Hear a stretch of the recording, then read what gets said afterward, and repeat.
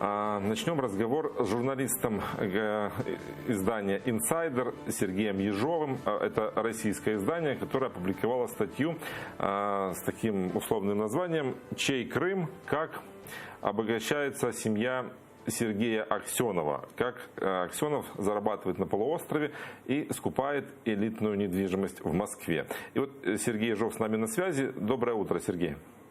Доброе утро. По данным вашего издания, Сергей Аксенов стремительно богатеет, и, как вы выяснили, летом 2014 года он оформил на тещу квартиру 400 миллионов рублей в элитном районе Москвы на Причистинской набережной. Он также, по вашей информации, позаботился и о своих родственниках. Его жена, дети и зять зарабатывают на приватизации госсобственности и посредничестве при аренде торговых площадей. Расскажите поподробнее, что вам удалось выяснить о том, как все-таки зарабатывает семья оккупационного премьера? Изначально, когда мы выяснили о том, что на тещу Сергея Аксенова квартира в жилом комплексе Москвы, наверное, скажет такая фамилия, как Дмитрий Захарченко. До недавнего времени это был рекордсмен по взяткам по хранению наличными. Вот он был соседом тещи Аксенова в этом элитном жилом комплексе, тоже там проживал. Естественно, возникло желание посмотреть, на чем могут зарабатывать просто и выяснить, что бизнес уже не только его супруга и теща, которые уже много лет ведут деловую активность, но теперь еще его сын и зять. Происходит, можно так сказать, обогащение по очень незамысловатой схеме. Сначала какая-либо компания, юрлицо, в результате приватизации становится владельцем бывшей госсобственности.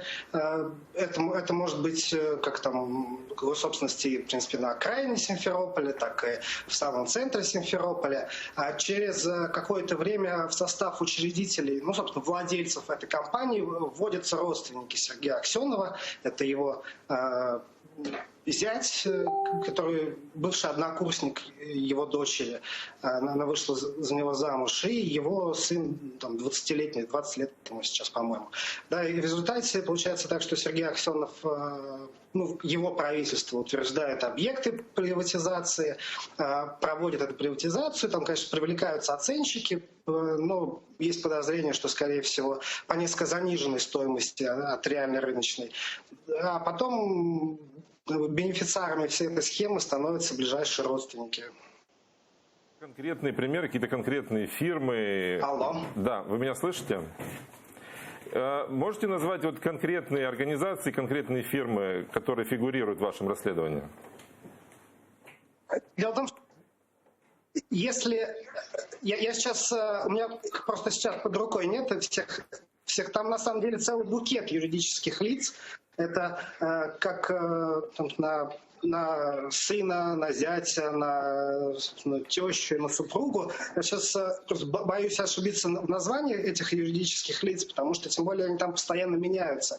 То есть в состав одного юрлица там входит родственник, потом выходит и снова так. То есть там происходит постоянно такая пертурбация. Но я думаю, любой желающий может зайти на эту публикацию. Она сейчас есть на главной странице издания «Инсайдер» и увидеть все эти названия всех этих юридических лиц, этих фирм, потому что там на самом деле аффилированных с семьей Сергея Аксеновой фирм там несколько десятков насчитывается.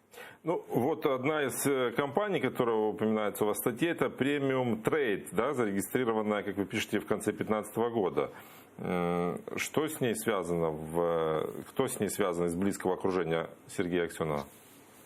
Дело в том, что да, эта компания изначально взяла в аренду 1500 квадратных метров, там, если не ошибаюсь, на улице Спортивной в Симферополе. Тоже там изначально эти площади были в госсобственности.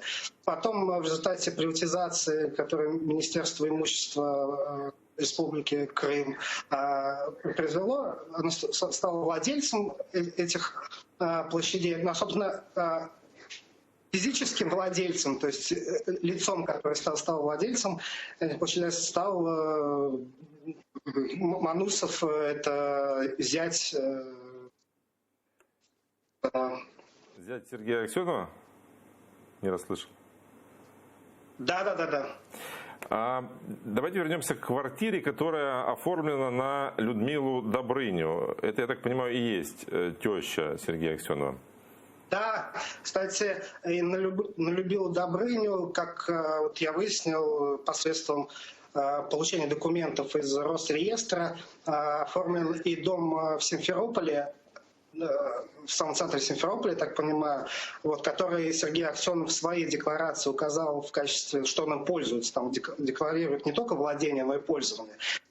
Вот я выяснил, что этот дом, которым он пользуется по декларации, он оформлен тоже на тещу, и, собственно, на нее же оформлена эта квартира в Москве, но она в декларации не указана. А что это за квартира? В чем ее особенность? Ну, кроме того, что там дорогие квадратные метры. Надо понимать, что это вообще район, так скажем, Золотой Мили в Москве. Там запредельная стоимость имущества. Вот это объясняется это как, собственно, что ли, услугами, которые предоставляются этими жилыми комплексами. Это очень такое обособленное место жительства, там с постоянной там охраной и так далее. Вот. И географическим местоположением. То есть в данном случае мы имеем вид, что это прямо непосредственно на набережной Москвы-реки. Ну и, кстати, недалеко от Крымского моста. Может быть, исходя из этого географической близости, что ли, семья Сергея Аксенова выбирала себе московскую квартиру.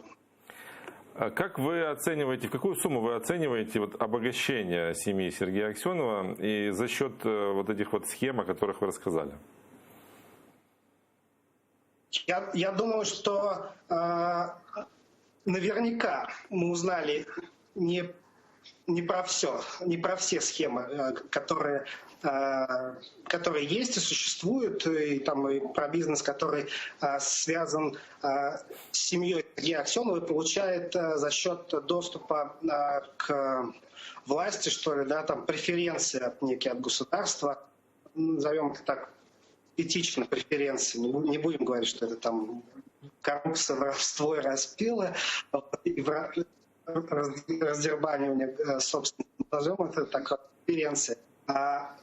Мы увидели, что как минимум речь идет там о нескольких миллиардах рублей, но я полагаю, что мы наверняка и что-то упустили еще.